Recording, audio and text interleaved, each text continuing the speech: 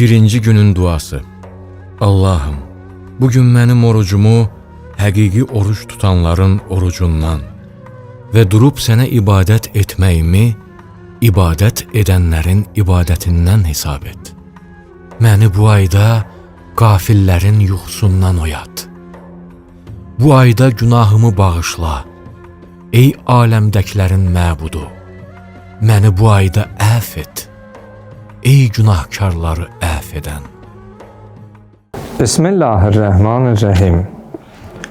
Allahümme ceal siyami fihi siyames saimin ve qiyami fihi qiyamel qaimin ve nebbihni fihi en nevmetil gafilin ve hebli cürmi fihi ya ilahel alemin za'fu anni ya afiyen anil mucrimin. Allahın salamı olsun siz, əziz, dəyərli, möhtərəm, bizi izləyən hər kəsə. Rəbbimizə sonsuz həmdlər, sənalar olsun ki, artıq rəhmət, bərəkət, məğfirətlə dolu olan mübarək Ramazan ayına daxil olduq. İnanın, uca Rəbbimizin boynumuza minnət qoyaraq bizi belə rəhmət dolu bir aya yaşamağı, bu ayda oruc olmağı, namaz qılıb, uca Rəbbimizə ibadət etməyi bizə nəsib etdiyinə görə nə qədər şükürlər, həmdlər, sənalar etsək azdır. Bugündən etibarən siz möhtərəm tamaşaçılarımızla mübarək Ramazan ayının gündəlik dualarının şərhi haqqında danışacaq. Və birinci günün duası belədir. Allahümme ceal siyami fihi siyames saimin. Ey mənim Allahım, bugün mənim tutduğum orucu həqiqi oruç tutanların orucundan və qiyami fihi qiyamel qaimin və etdiyim ibadəti sənin üçün həqiqi ibadət edənlərin ibadətindən və nəbbihni fihi ən nevmətil qafilin. Ey mənim Allahım, məni qəflətdə yatanların yuxusundan ayılt və həbli cürmi fihi ya ilahəl aləmin. Ey aləmlərin Rəbbi olan Allah, mənim günahlarımı bağışla. Za'fu anni ya afiyən ənil mucrimin. Etdiyim bütün günahları əff et, sən günahkarların günahını əff edən və bağışlayansan. Möhtərəm tamaşaçılar, biz mübarək Ramazan ayının ilk duasına möhtəşəm bir duala giriş edirik. Möhtəşəm bir duala başlanğıc edirik. Çünki tarix boyu Adəm övladı, bəşər, insanlar daima Allahla rabitə qurmaq, yenilməz qüvvət, qüdrət sahibi olan Allahımızla ünsiyyət qurmaq istəyir. Dua bunun üçün ən bariz bir vasitədir. Necə ki, sonuncu Peyğəmbərimiz salavatullah kəlamlarının birində buyurur, Əd-dua silahul mümin və imaduddin. Dua, müminin silahı və dinin isə sütunudur. Uca Rəbbimizlə biz rabitə qurmağımız üçün mütləq şəkildə gözəl və qəlbimizdən gələn sözləri dilimizə rəvan etməliyik və israrla Rəbbimizdən özümüz və bizi istəyən bütün doğmalarımız, çevrəmizdə olan insanlar üçün israrla dua etməliyik.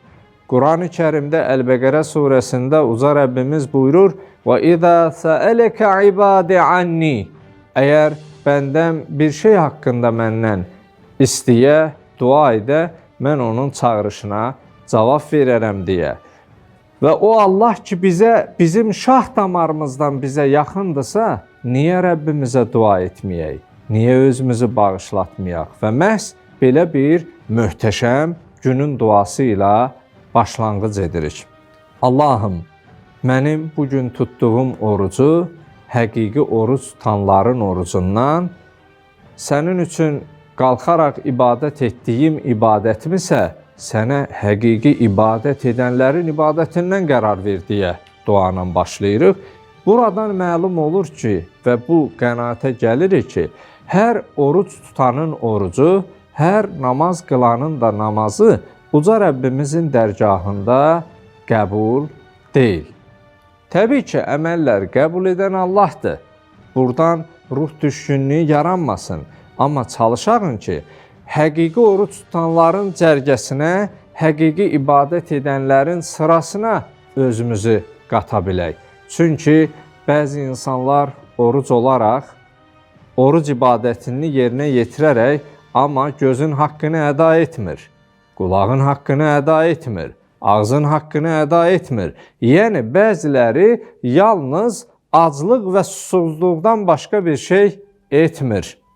Və oruc ağza görürsən, yenə yalan danışır. Oruc olduğu halda naməhrəmə baxır, gözün haqqını əda etmir. Yəni, digər aylarda elə etdiyi günahı elə oruc halında da edir.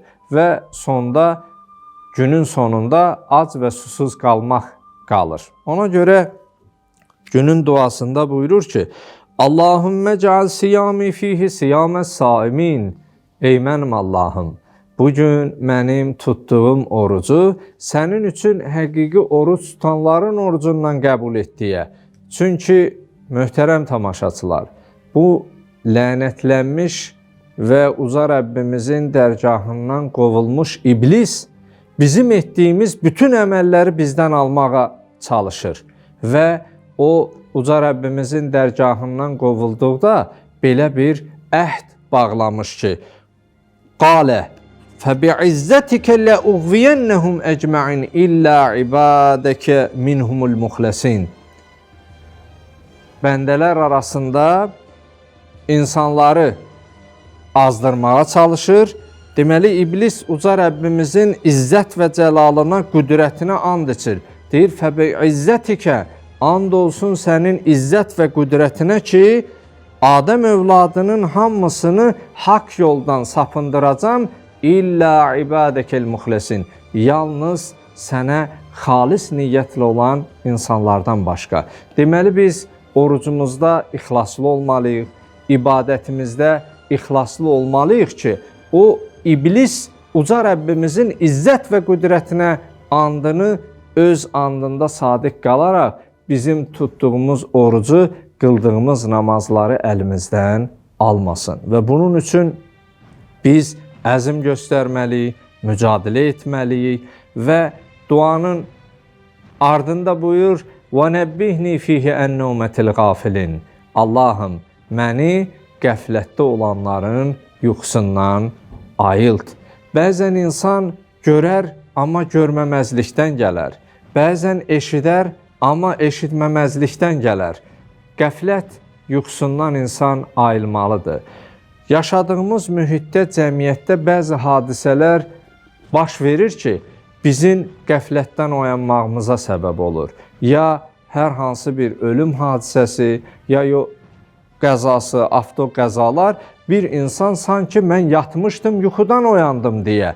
Ona görə çalışağın uca Rəbbimizin bizə möhlət verdiyi, bu rəhmət, bərəkət, məğfirətlə dolu olan mübarək Ramazan ayında biz qəflət yuxusundan ayılaq. Allah bizi nə üçün yaradıb, biz nə edirik, ya etmirik, ya etmə fikrini belə fikrimizdən keçirmirik deyə bu barədə düşünməliyik. Allahım, məni qəflətdə yatanların yuxusundan, qəflət yuxusundan ayılt, oyat deyə. Və ardıca duanın son hissəsində Allahım, mənim günahlarımı bağışla, çünki sən günahları bağışlayansan. Biz dua etməklə özümüzü bağışlada bilərik. Uca Rəbbimizdən etdiyimiz duaların qəbul, tutduğumuz oruclarınsa ali dərəcədə qəbul olmasını diləyirik. Diqqətiniz üçün təşəkkür edirəm. Orucunuz və namazınız qəbul olsun.